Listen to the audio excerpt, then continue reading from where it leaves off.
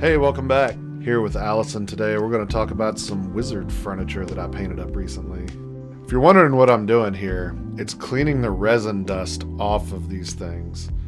That primer does not like to stick to resin. I found that in my hobbyist career, so I always like to hit it with a clear coat before I primer it.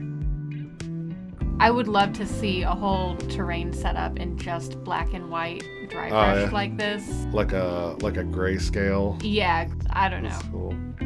I believe the kids are calling this slap chop style now. I just call it the way I've painted shit for 30 years. The terrain's definitely dated in its sculpts.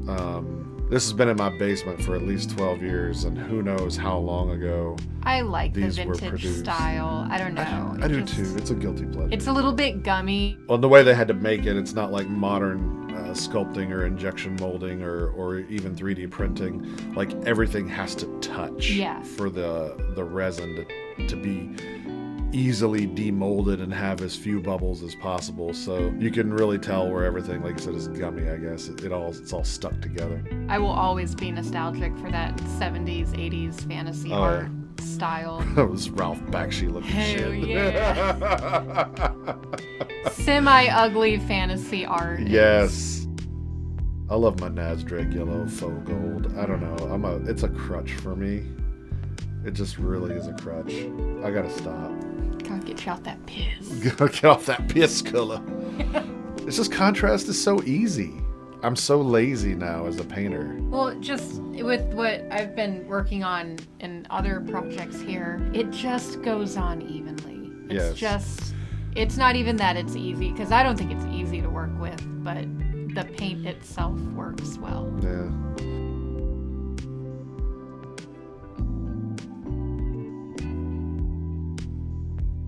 I wish we would have had the new formulated model color for doing this when we did that, or game color rather, because that new bone lays so much better than that old did. You can see how blotchy it is.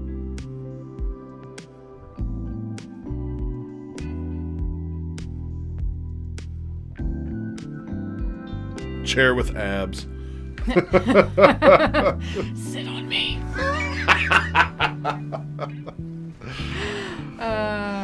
I love doing these because it's almost like a Where's Waldo for me when I'm painting like a bunch of shit like this, because it's just, you get to kind of just have fun and cut loose and use colors you normally wouldn't use.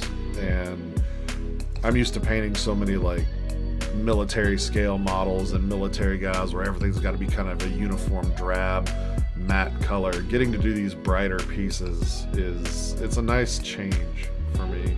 I was as colorful as this is for you. I feel like you still kept it really controlled color palette wise, which I do not do. I put every color on it and then it all looks like garbage. No, you're a freer painter than I am, and I envy your style, because I wish I wasn't so constrained by, oh, well, this has to look like this.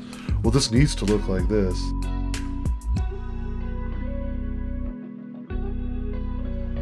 Painting the earth with a big hole in the side that I didn't fill because I didn't want to. Whoops.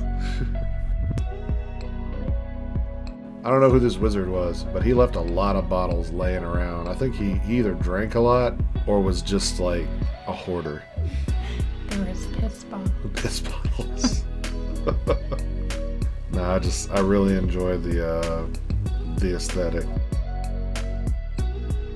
The micron pen is necessary for these sorts of things.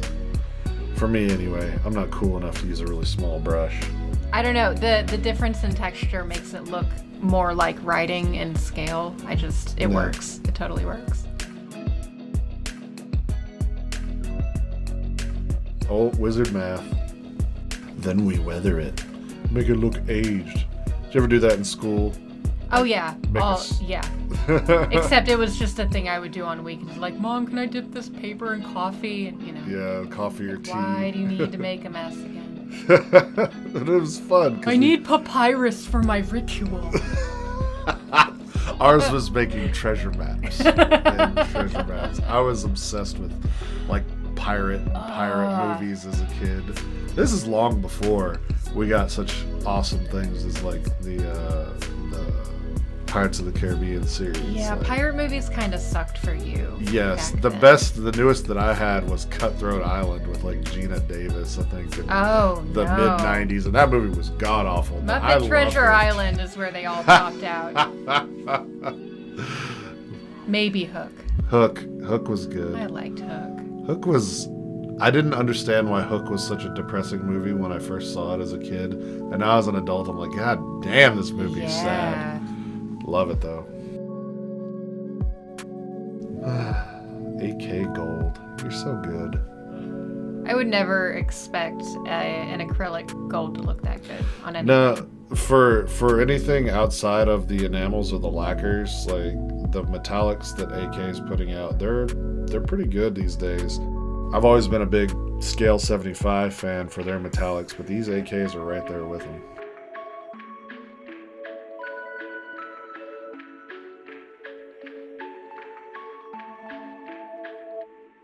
I do like all these scale metallics, which we got to use. Yeah, we never get to use the weird metallics enough. All the alchemy colors, they call them, so we wanted to make a Cthulhu portal here. I think you gave me the idea for this, so...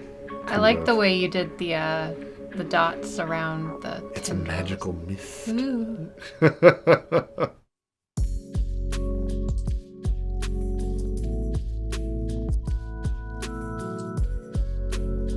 And we got to use this ammo shader. I think that's the first time I used that color. Look at it run. Let's get away. Oh no! Did you catch it? Oh, caught it before it got on the brown. Glaze. I think we gloss this later. Yeah. Now doing the brick.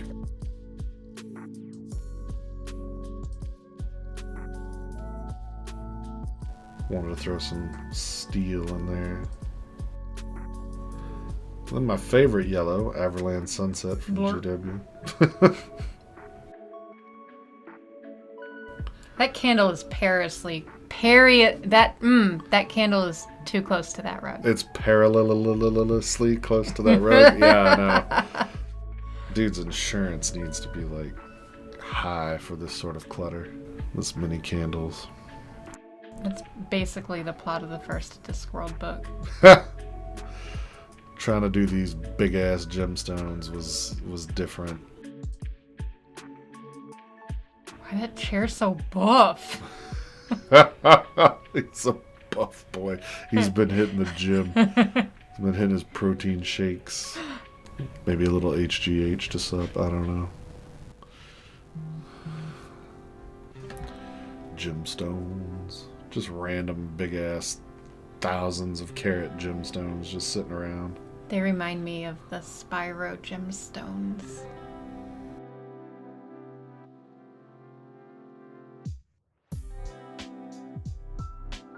More micron pin work on the bottle labels.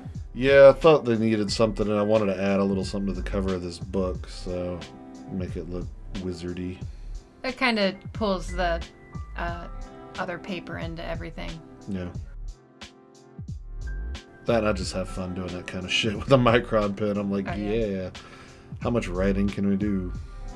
Picking out some stones.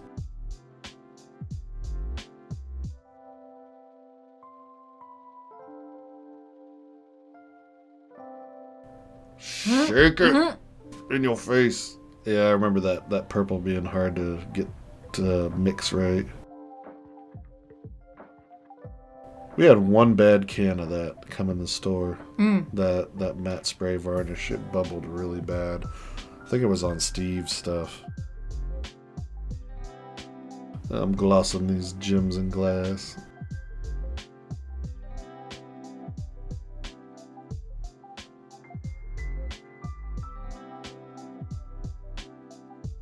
Look how nice all that looks all together. And that wizard lady with she was from another set. Yeah, that's a Reaper model. That's one of their Reaper Black series models, so it's a little bit better plastic than the regular Reaper bone. The regular bones from Reaper. Which I do not care for the texture of. No.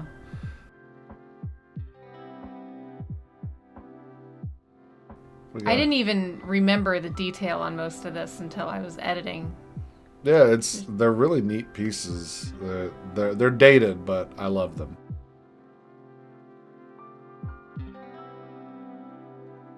I hate it when we finish these things and I'm like, oh, I should have painted that different. Oh, should have highlighted those. Oh, that's fine. It's mediocre painting.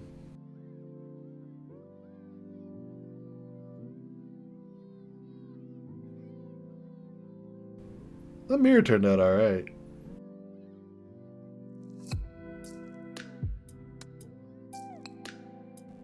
Alright guys, thanks for checking out our wizard furniture video here. If there's anything you'd like to see a specific tutorial or demonstration on, let us know. We're always looking for new little projects to do around here.